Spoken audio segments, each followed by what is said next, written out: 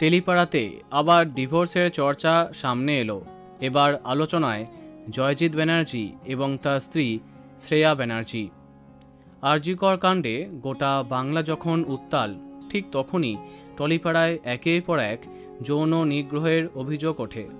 তেমনই একটি অভিযোগে নাম জড়িয়েছে টেলি অভিনেতা জয়জিৎ ব্যানার্জিরও, যদিও তার বিরুদ্ধে ওঠা সেই অভিযোগটা সম্পূর্ণ অস্বীকার করেছেন তিনি।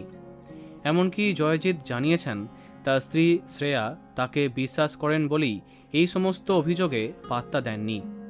এদিকে এই সমস্ত চর্চার মাঝেই শোনা যাচ্ছে শ্রেয়া জয়জিতের ডিভোর্সের খবরটা কি সত্যি? এ বিষয়ে মুখ খুলেছেন জয়জিৎ নিজেই। একটি সংবাদ মাধ্যমে তিনি জানান, কি বলছেন, কোথায় শুনলেন?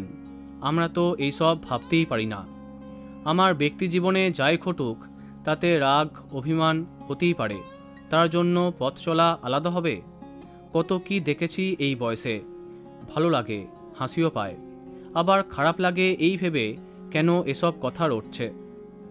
জয়জিৎ আরও বললেন, 20 বছরের দাম্পত্যে রাগ অভিমান ঝগড়া সবই থাকতে পারে, এরই নাম সংসার। তার প্রশ্ন, স্ত্রী 2 দিন রাগ করে মাসির বাড়ি গিয়েছেন, তাহলে কি তাকে বিবাহ বিচ্ছেদ বলে? অভিনেতার প্রশ্ন, কোন সংসারে রাগ অভিমান থাকে না?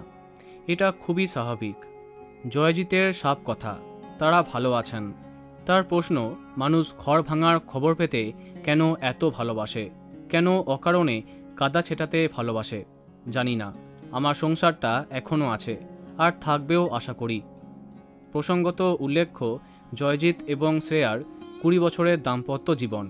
তাদের একটি ছেলেও আছে, তার নাম যশজিৎ।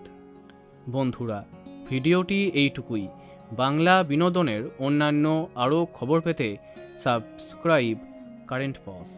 ধন্যবাদ।